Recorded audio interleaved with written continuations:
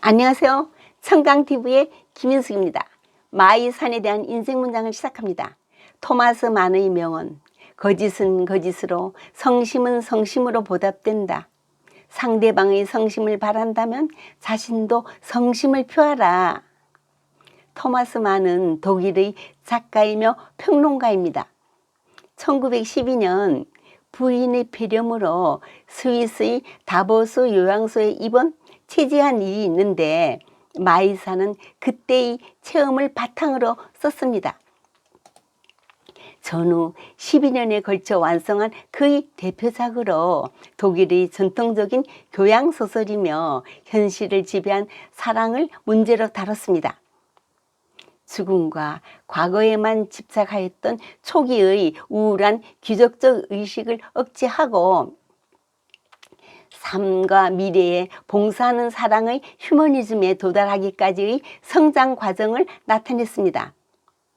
인간은 형식, 윤리, 건강, 시간 등으로 대표되는 삶에만 몰두해서는 안 되고 자유, 모험, 병, 영혼, 죽음에만 또 빠져서도 안 되며 늘 삶의 배후에 있는 심년을 의식해가며 봉사의 삶을 살아야 한다고 작가는 역설합니다.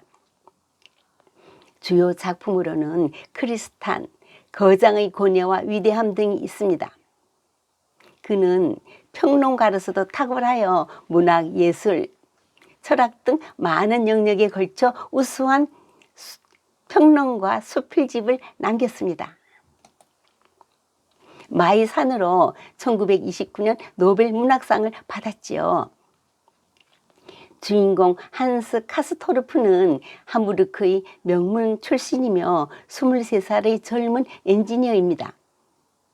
군인인 사촌 동생 요하임을 문병차 국제요양소 다보스를 찾아갑니다. 그곳은 알프스 산 위에 위치한 고립된 공간으로 일종의 다른 세계처럼 보입니다. 죽음과 병이 지배하는 이 마이산에서 산 아래에서는 생각할 수도 없는 체험과 사색을 쌓아갑니다.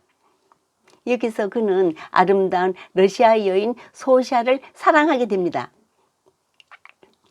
3주일 후 한스도 결핵에 걸려 마을산의 주민이 됩니다. 요양원에서 한스는 서로 대립하는 인물들을 만나 사상적 영향을 받지요.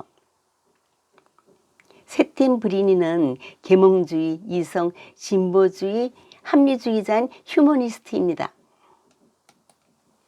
나프타는 신비주의, 권위주의, 급진적 사상을 대표하는 사람이죠.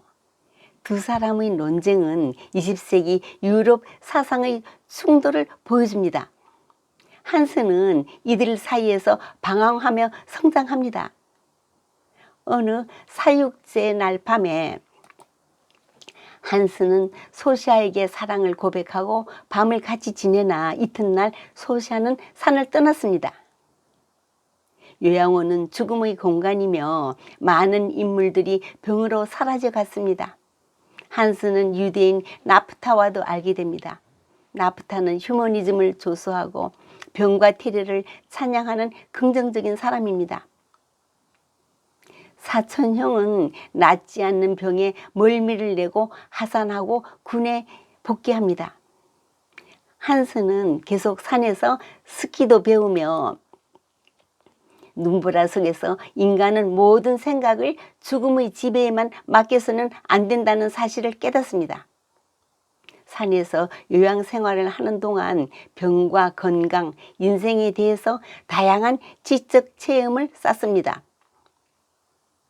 소샤는 커피왕 페페르코른과 함께 산으로 또 올라옵니다. 한사는 페페르코른에게 소사와의 관계를 고백합니다. 그는 충격을 받아 자살하고 소샤는 다시 산을 떠납니다. 한스는 구제할 수 없는 무감각 상태에 빠집니다. 산에는 히스테리가 만연하고 나프타는 제템브리와 자유에 대한 논쟁 끝에 결투를 신청하고 제템브리가 허공에 총을 쏘자 나프타는 그를 비겁한 놈이라고 욕하며 자살합니다. 한스가 평지 시민생활의 법칙이나 인생관이 통용되지 않는 이 특수한 세계에서 평지 시간 감각을 완전히 잃은 채 7년을 지냈을 때 청천벽력과도 같이 1차 세계대전이 일어나는 소식을 알게 됩니다. 한스는 황급히 하산하여 국민의 의무를 다하기 위해 종군합니다. 보리수의 노래를 흥얼거리며 싸움터의 혼란석으로 사라져 갔습니다. 성경의 예레미야엔 너는 내게 부르짖으라 내가 내게 응답하겠고 내가 알지 못하는 크고 비밀한 일을 내게 보이리라. 미켈란젤로가 시스타 성당의 천장에 위험을 무릅쓰고 사다리에 올라가 인물화를 그리고 있는데 어떤 사람이 누가 그렇게 힘들게 그린 그림을 알아보겠는가? 왜 그런 고생을 하냐고 묻자 그는 내가 알지. 오늘은 말을 줄이고 마음은 낮추는 날이 되십시오. 감사합니다.